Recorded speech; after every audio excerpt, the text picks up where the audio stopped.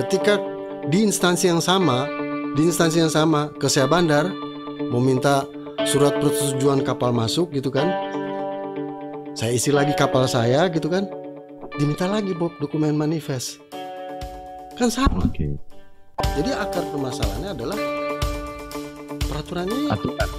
aturannya harus disimplifikasi.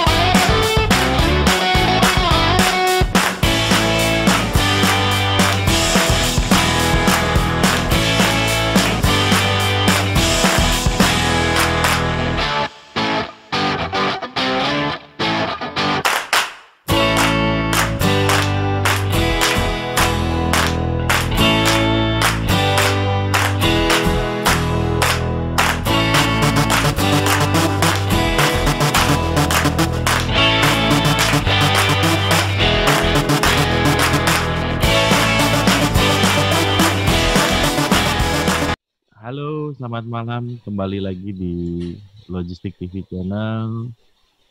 Sebelum kita mulai, Pak Rudi kemarin ulang tahun, selamat ulang tahun Pak Rudi. Iya, makasih Bob. Semoga panjang umur, sehat selalu ya. Amin. Banyak rezekinya, banyak cucunya. Amin. Amin. Ya teman-teman, hari ini kita akan bahas tentang LPI, Logistic Performance Index. Secara singkat, ranking Indonesia secara data 6 tahun terakhir. Jadi kalau LPI itu dia per 2 tahun sekali untuk dilakukan assessment. Mulai 2014, 2016, 2018 itu memang kalau secara data kita Indonesia membaik. Di 2014 itu 53, 2016 itu 63, ini turun nih. Tetapi kembali lagi di 2018 kita menduduki peringkat ke-40. Nah nanti kita akan bahas apa sih itu LPI gitu kan, siapa yang melakukan asesmen, terus bagaimana cara asesmennya. Mungkin nanti Pak Rudi bisa menjelaskannya ya Pak Rudi ya. Silakan Pak Rudi. Apa sih LPI Pak Rudi? LPI itu singkatan dari Logistic Performance Index gitu kan, dan itu menjadi terminologi yang dirancang oleh World Bank atau Bank Dunia untuk mengukur kinerja logistik suatu negara gitu. Nah, cara World Bank mengukur kinerja itu, kalau boleh saya share sedikit gitu, bisa ya Bob ya? Silakan Pak Rudi. Kita akan lihat di sini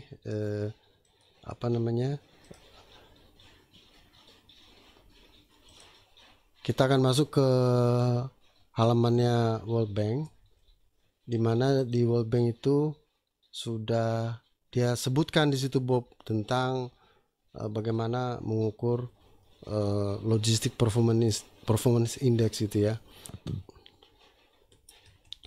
Oke, Bob, pertanyaan Bobby kan tadi mengenai bagaimana World Bank mengukur logistic performance index suatu negara. Nah, hal itu sangat mudah dilihat pada laman atau websitenya World Bank seperti yang tertera pada layar ini Bob. Mereka mengukur logistic performance index itu berdasarkan komponen-komponen yang tertera pada layar ini Bob, yaitu adanya peranan custom, adanya kondisi daripada infrastruktur, bagaimana barang itu bergerak dari kawasan industri ke pelabuhan, ataupun sebaliknya dari pelabuhan ke kawasan industri. Kemudian World Bank juga mengukur bagaimana pengguna jasa pelabuhan atau penyedia jasa logistik atau original cargo owner yang menguasakan barangnya dalam pengiriman itu bisa melakukan tracking dan tracing gitu ya. Kemudian World Bank juga mengukur kemudahan ketika adanya suatu pengiriman barang secara internasional. Kemudahan yang dimaksud dengan sini termasuk bagaimana para pihak yang terkait sebagai penyedia jasa logistik itu menyajikan biaya-biaya yang terkait terhadap pengiriman tersebut, Bob. Jadi nggak hanya kemudahan dari segi custom saja, tapi bagaimana kurang lebih mereka itu berkoordinasi, sehingga bukan berkoordinasi ketika saya sebagai pemilik barang meminta harga dan sebagainya, itu juga bisa cepat gitu. Nah, World Bank mengukur ini kondisinya. Oleh karena itu dia sebut ease of international shipments gitu ya. Nah, World Bank juga mengukur logistic service quality daripada perusahaan-perusahaan penyedia jasa logistik yang ada di pelabuhan yang bersangkutan gitu ya. Nah, World Bank juga mengukur bagaimana harapan-harapan dari penerima barang itu secara timeliness atau dari segi durasi waktu itu sesuai dengan yang diinginkan oleh penerima barang ya, maupun yang pengirim barang gitu. Nah, kurang lebih seperti ini Bob, cara World Bank mengukur logistik performance index itu Bob. Komponennya seperti ini Bob. Jadi ada kurang lebih ada 6 indikator lah ini yang dinilai sama World Bank gitu kan. Nah, tadi ada bagaimana sih mekanisme dia mengukur ini, Pak Rudi? Oke. Jadi metodologi seperti apa sih? Gitu. Cara mereka mengukur seperti apa sih gitu kan? Iya. Jadi data-data ini mereka mengukurnya adalah dengan cara melakukan wawancara kepada responden-responden yang sudah mereka ambil gitu ya di pelabuhan. Itu mereka ada yang bergerak sebagai perusahaan pelayaran, ada yang bergerak sebagai forwarder gitu ya, dan seterusnya. Itu World Bank melakukan wawancara, mereka dikategorikan sebagai responden gitu Bob. Lalu kategorinya itu baik, sedang atau buruk gitu loh. Dan dia ada 5 indikator yang kita bisa baca dalam websitenya World Bank itu gitu ya. Ada yang sangat baik, ada yang baik, ada yang biasa saja gitu, buruk, sangat buruk, kurang lebih gitu Bob. Nah, kumpulan-kumpulan daripada responden itu dibikin matriks sama World Bank. Kemudian dia ukur indeksnya gitu dan kaitannya dengan negara lain seperti apa gitu ya. Sehingga kita bisa lihat posisi Indonesia itu kadang-kadang kadang-kadang berada di posisi ini Bob, di posisi berada di posisi kadang di bawah negara yang lain, kadang di atas negara lain gitu. Kurang lebih gitu indeks dia melakukan ininya Bob, pengukurannya. Kalau dilihat kan tadi apakah hanya internasional atau itu termasuk domestik juga, Pak Rudi Opa? Karena kan kalau kita lihat dari structure logistik di Indonesia, bahwa untuk yang domestik kayaknya nggak lewat custom gitu ya. Itu gimana tuh? Apakah ada pengukuran domestik? Di World Bank ada pengukuran domestik. Saya boleh share lagi ya Bob ya. Yang di World Bank mengenai pengukuran domestik tadi ya. Nah, kalau kita lihat di sini domestiknya World Bank, di sini kan internasional ya. Dia ada yang namanya domestik yang ini. Ya, kalau kita klik di sini dia akan jadi seperti ini Bob. Yaitu domestik yang diukur Logistic Performance Index oleh World Bank adalah terdiri dari environment and institution, jadi lingkungannya dan institusi yang terkait, kemudian performance-nya. Nah, di sini dia sebutkan juga Bob, Yang domestik itu dia ngukurnya adalah infrastruktur, services, border process and time, and supply chain reliability, gitu kan? Nah, cara dia ngukur infrastruktur, servicesnya, border process, prosedurnya dan procedures dan time gitu ya, itu seperti pada tabel-tabel di bawah ini, Bob. Jadi ketika dia katakan export time and distance, ya kan, port, airport supply chain, itu sudah mencakup ini semua, Bob, yaitu distance-nya 171 km. Berarti kan jaraknya itu untuk export time kepada pelabuhan itu 171 km. Nah, dia semakin bagus apa? Semakin bagus atau semakin kecil semakin bagus? Kalau infrastruktur itu kan memang yang sudah ada di pelabuhan ya, sudah ada di pelabuhan gitu. Jadi kecuali 2 tahun berikutnya diukur oleh apa namanya oleh World Bank, infrastrukturnya berubah gitu kan, dibikin bagus, ya semakin bagus. Tapi pada waktu dia ngukur pada saat itu sifatnya fix. Dia lihat jaraknya gitu. Yang terjauh itu untuk supply chain melakukan export time distance ke port itu berapa kilometer gitu, Bob. Pada tahun ini seperti itu. Bisa saja pada 2 tahun kemudian pemerintah setempat melakukan perbaikan sehingga ini ditemukan apa lebih pendek dan sebagainya gitu, Bob. Nah, artinya semua komponen yang ada di sini itu variabelnya ini, Bob, infrastruktur, services, border procedure, dan supply chain reliability. Kita selalu lihat di sini di belakangnya ada supply chain ini, Bob. Land supply chain, ada port and airport supply chain gitu. Selalu distance and lead time-nya. Distance and lead time-nya. Nah, untuk dia bagi, Bob, untuk ekspor seperti apa, ya kan? Untuk ekspor yang terkait dengan land supply chain yang ada di luar pelabuhan gitu ya. Yang ada di luar pelabuhan, mereka berkoordinasinya secara supply chain itu seperti apa, dan dia tetapkan gitu ya kilometernya seperti itu, dan lead time-nya dia bilang 3 hari. Jadi sebelum masuk pelabuhan pada tahun 2018 World Bank mengatakan itu 3 hari pada tahun 2018 ya. Itu tadi yang ekspor. Yang impor sama juga, Bob. Impor demikian, yang impor demikian dari port atau airport dan land. Di portnya juga kan ada suatu kegiatan aktivitas supply chain yang terkait dengan stakeholdernya pelabuhan. Itu juga dia hitung gitu, Bob.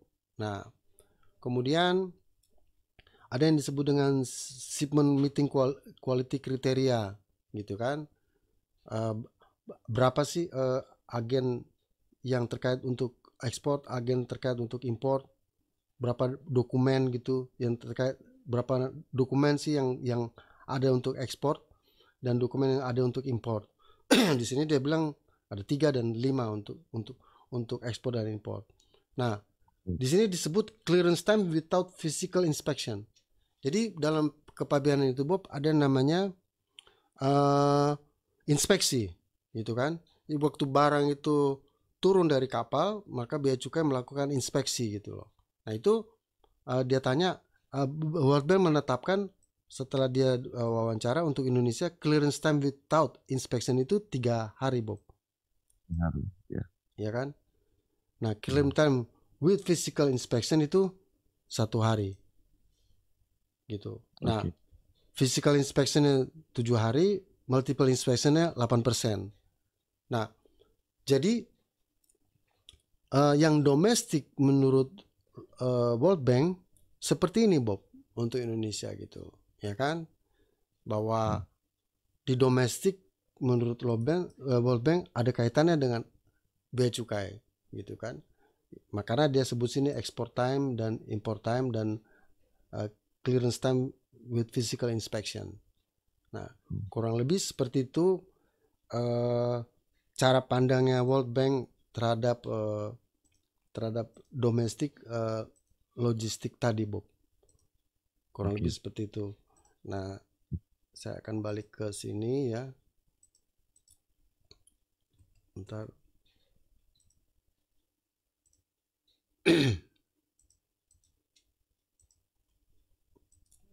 Nah, itu yang Ya, tadi kalau dilihat, saya nggak ngelihat ranking ya untuk yang di domestik LPI ya. Kalau yang di internasional ada ranking. Atau itu yang domestik itu ada termasuk yang dinilai untuk internasional LPI-nya. Ya Seperti dia apa? sama. Yang domestik itu kan tadi kan saya kalau kita lihat di sini Bob, di sini dia ada Ya, beberapa pilihan ya. Kita bisa lihat di sini. Misalnya kita mau ngambil punyanya punyanya apa namanya Kenya misalnya di sini. Ya punyanya Kenya. Ya ini dia sebutin di sini. Punya siapa lagi nih? Liberia semua. Jadi kondisi setempat negara itu Bob. Kondisi ya, ya. setempat negara itu gitu. Oke. Karena Oke, baik. yang diukur kan performance di negara itu secara domestik. Kurang lebih gitu Bob. Ya. Baik, Pak. Balik ke internasional ya. Memang Indonesia itu kan sudah membaik secara ranking ya. Nah, tapi kalau di ASEAN, Indonesia itu masih di bawah kayak misalkan Malaysia, Singapura gitu kan, dan beberapa negara ya lah. Itu kira-kira apa sih, kenapa sih Indonesia bisa secara ranking tuh masih kalah dari mereka gitu? Bisa disampaikan nggak? Bisa. Oke. Kita lihat tadi kan udah bicara World Bank ya. Kita lihat Singapura dulu ya Bob ya. Dalam menjelaskan itu tentu harus ada data ya kan. Bagaimana kaitannya dengan negara tetangga ya. Kalau kita lihat Singapura itu bulan berjalan tahun lalu ya kan, tahun ini itu 23,82 juta TEUs Bob. Ini kan TEUs handle. Di sini sebut TEUs handle. Ya kan? Nah, pada tahun lalunya, bulan berjalan pada tahun lalunya sebesar ini Bob, TEUs handle-nya. Antara tahun ini dan tahun lalu terjadi penurunan. Hal ini bisa dimengerti karena pandemi dan sebagainya. Nah, ini dulu yang kita lihat bahwa Singapura dengan kondisi seperti itu ya, lahan penumpukannya, gudang kargonya seperti itu, bisa mencapai jumlah TEUs seperti ini, ya kan? Nah kalau Indonesia kita bisa lihat sendiri Bob, tidak sebesar ini Bob, tidak sebesar angka ini. Lalu pertanyaan Bobby, kenapa demikian? Apakah ada pengaruh ukuran-ukuran logistic performance index?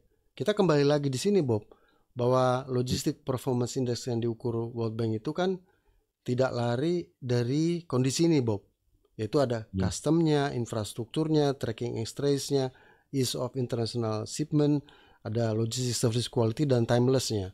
Nah, dan World Bank melakukan pengukuran juga terhadap Singapura dalam kerangka seperti ini Bob.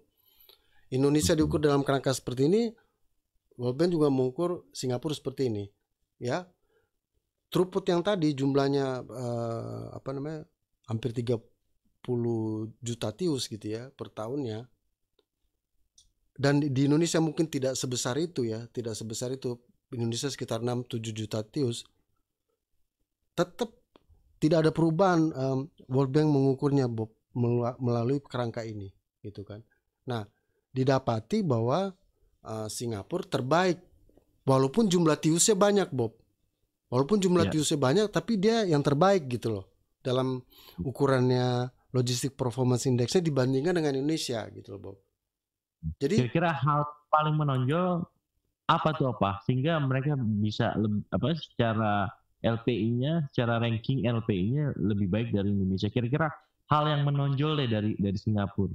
Hal yang menonjol adalah karena ini kan indikator-indikator yang ada di layar ini yang diukur oleh World Bank itu kan berhubungan dengan dokumen-dokumen baik itu yang disampaikan kepada regulator dalam hal ini custom, baik itu yang disampaikan kepada port operator gitu, dan sesama mereka ya, sesama mereka dalam logistic quality services, sesama penyedia jasa logistik gitu. itu kalau di Singapura lebih sederhana dibandingkan dengan kita, Bob.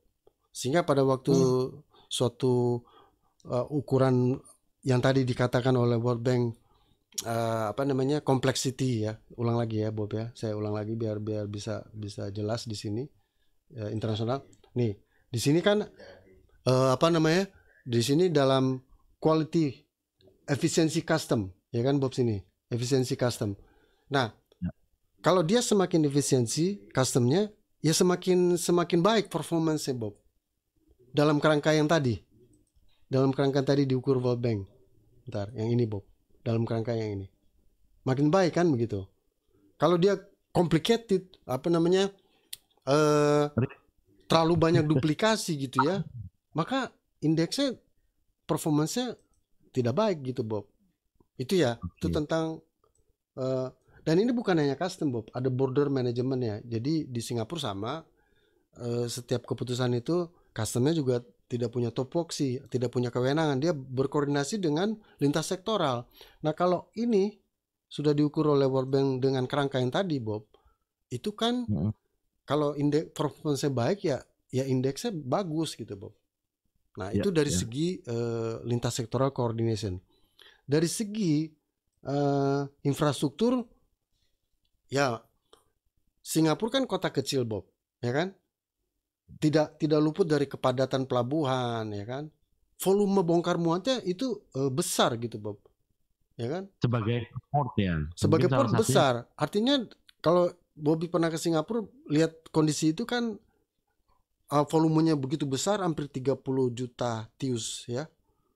Volume jalan yang tersedia juga tidak banyak ya, tidak besar juga gitu kan. Tapi dia bisa menghasilkan quality of trade and transport infrastructure-nya, indeksnya bagus gitu Bob.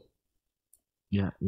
Ngerti ya? Nah, termasuk di pelabuhan yang mungkin kali ya, Rudi. Karena gimana? Singapura kan ya mungkin termasuk infrastruktur di pelabuhannya. Karena kan sebagaimana kita tahu bahwa Singapura itu adalah hub port gitu kan. Artinya mungkin untuk kebutuhan lokal aja dia keluar pelabuhan.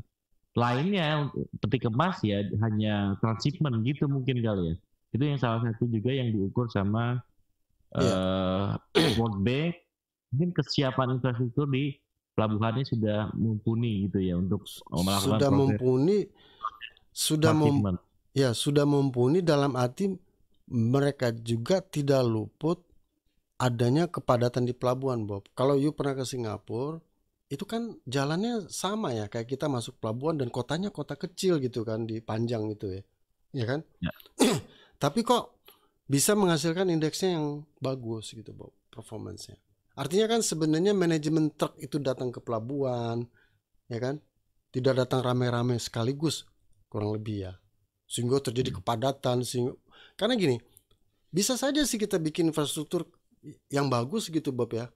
Tapi kalau nggak di manage truknya gitu kan, datangnya bruk gitu kan pada jam yang sama, belasan ribu, ya apa fungsinya gitu loh, ya kan? Jadi menurut saya sih infrastrukturnya more and less gitu oke, tapi ada yang lebih dalam dari ukuran itu ya Bob ya, sehingga manajemen Port Singapura itu bisa mengatur truk itu juga tidak ini ya, tidak padat gitu ya. Gitu, Bob. Siap. Kalau Malaysia gimana, Pak? Kenapa Malaysia dibanding Indonesia? Sama. Jadi kita lihat di Malaysia di sini ya, Bob ya. Saya kasih lihat ya yang untuk Malaysia. Malaysia itu tahun lalu data yang ada di website, saya nggak mau ngomong atas data saya, tapi data-data yang disampaikan di streaming ini kan dari website mereka. Itu 13.580.717 TEUs waktu tahun lalu 2019, Bob. Nah, ya kan? Tidak sebesar Singapura, gitu kan? Tidak sebesar Singapura. Tapi Malaysia juga diukur oleh World Bank dalam kerangka yang tadi ini, Bob. Sama. Yang sama, gitu kan? Dan menurut World Bank masih lebih baik Malaysia daripada Indonesia kan gitu, ya kan? Jadi balik lagi seperti itu Bob ya, Ya, kita bersyukur ya ada suatu World Bank yang menemukan suatu metodologi ya, sehingga ukuran itu menjadi kita was-was gitu Bob terhadap kondisi-kondisi yang ada gitu BP, sehingga kita berbenah diri gitu ya. Gitu Bob. Nah, memang ukuran-ukuran yang tadi dilihat di sini Bob, kalau kita lihat ya Bob ya, ukuran-ukuran ini terkesan gitu kan, ukurannya ini nih apa sih nih dalamnya yang diukurkan kok bisa beda-beda gitu kan Bob ya. Yang saya lihat gitu ya, mereka melakukan perubahan peraturan Bob, melakukan simplifikasi gitu kan, sehingga bisa terjadi percepatan gitu, kurang lebih demikian. Nah, tadi Bobby bilang ini logistic performance index-nya diukur demikian gitu ya, internasional demikian, yang domestik juga di Singapura, di Malaysia, di Indonesia diukur hal yang sama.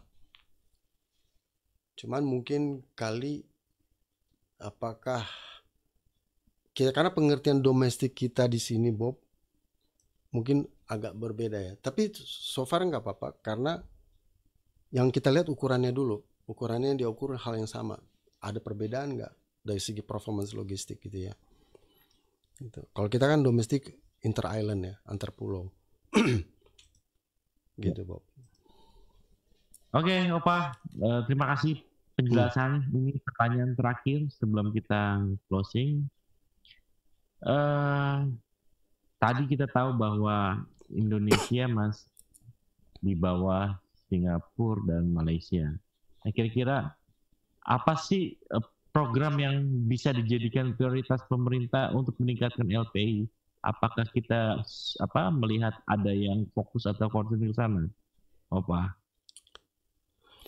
Kalau menggali itu ya, menggali itu kok ukuran yang sama diukur di 3 negara misalnya Singapura dan Malaysia dan Indonesia, volume bongkar muat yang lebih gede mereka, kita tidak sebesar mereka. Ini kalau kita gali di dalamnya gitu kan, katakanlah gini, samakan misalnya Singapura juga sekitar 7 juta TEU per tahun atau Malaysia 7 juta TEU per tahun. Apakah hasilnya lebih baik? Ya lebih baik performance indexnya. Berarti kan bukan soal kapalnya lebih demen masuk Singapura atau Malaysia gitu kan, bukan soal volume gitu kan.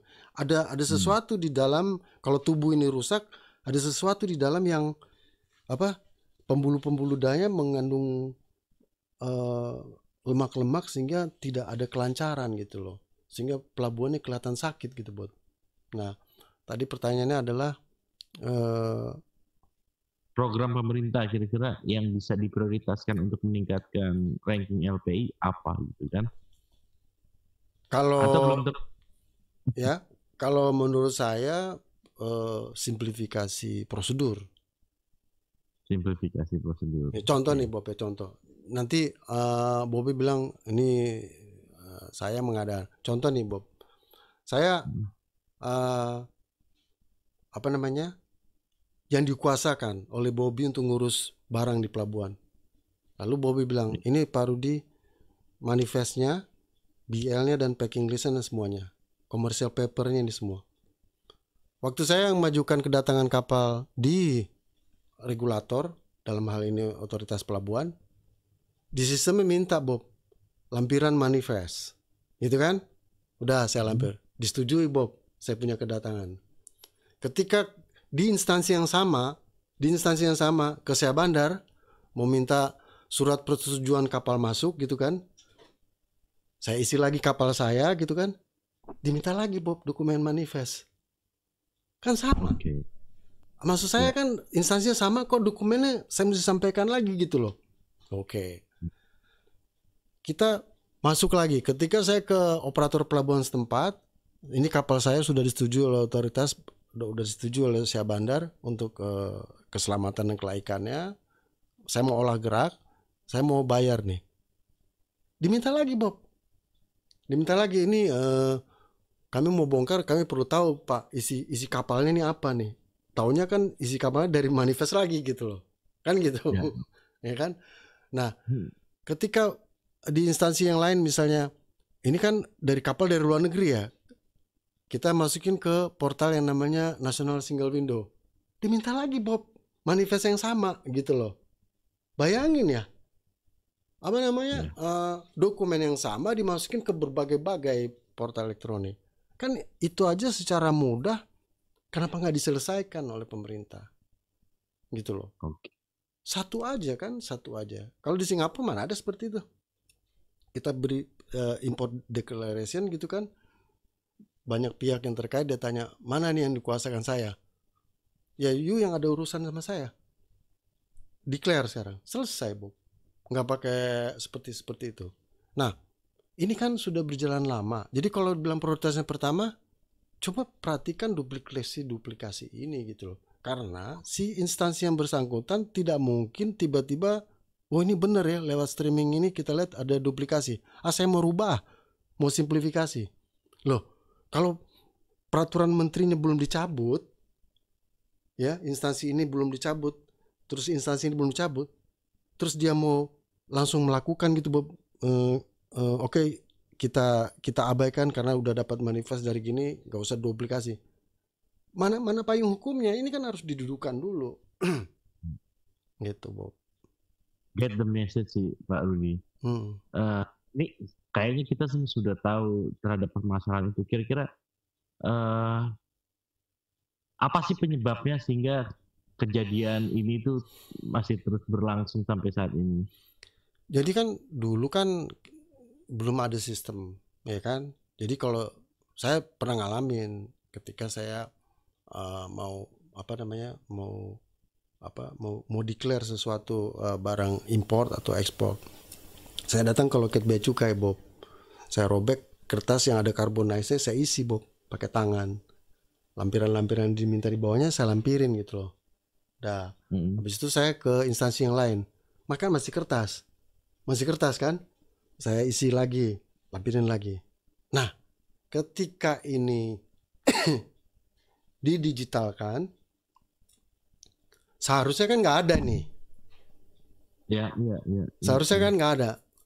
Ini kan terjadi begini hanya mengkomputerisasi manual-manual yang ada di masing-masing instansi menjadi digital.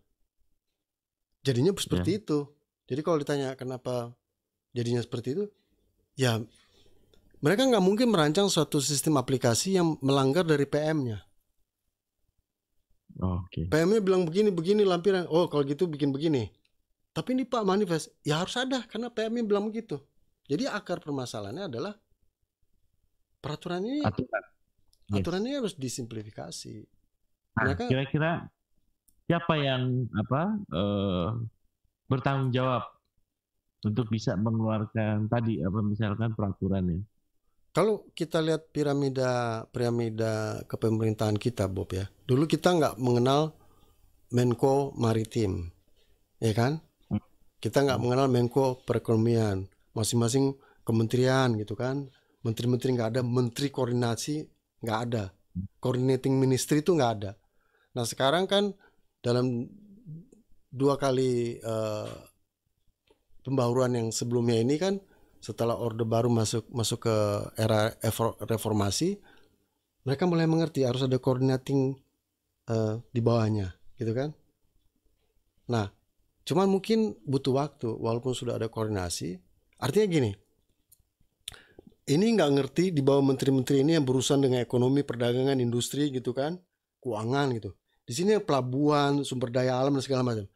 Nah ini 2 menteri koordinasi ini ngobrol. Itu loh temuan-temuan di lapangan, kajian dari World Bank udah kayak begini gitu kan. Mereka ngobrol, Bob, bikin semacam task force, bikin semacam agenda, mana-mana saja yang tadi peraturan tadi duplikasi, Bob. Gitu. Hanya dengan demikian, nggak ada cara lain. Kita percuma, Bob, bikin yang namanya logistik ekosistem yang dikelola secara nasional, gitu kan? Tapi nggak ada simplifikasi peraturannya. Karena kan Ini ibarat rumput ya, Bob. Wah, liar, kita babat, tek tek tek tek. Wah, datang misalnya presiden ke pelabuhan, sudah rapi Pak, bersih. Oh, beres kan gitu. Loh, 2 bulan kemudian ini kenapa lagi muncul rumput-rumput liar ya? Karena rumputnya di sini, akarnya di sebelah sana, Bob. Nggak dicabut akarnya gitu loh. Akarnya itu adalah masalah pelabuhan, masalah peraturan gitu. Ya. Terus ngapain kita melakukan satu inovasi ya, sesuatu yang digital tapi landasan hukumnya tuh belum diperbaiki gitu ya. Oke, Pak Rudi, terima kasih penjelasannya, sangat menarik, tapi ada biar gimana pun harus ada terbatas waktunya nih Pak Iya Rudi. gitu. Tadi bahwa yang salah satu untuk memperbaiki ranking kita di LPI ya salah satu diatur melalui peraturan ya, melalui peraturan gitu. Sehingga tadi kalau misalnya kita lihat dari kecepatan untuk bertransaksi lah gitu, dalam hal ini dengan banyaknya instansi harusnya hanya satu data lah yang sifat di entry, sisanya bisa mengalir gitu ya dari hulu ke hilir. Oke, terima kasih Pak Rudi. Saya ucapkan terima kasih. Sampai ketemu lagi di episode berikutnya. Salam logistik. Bye bye.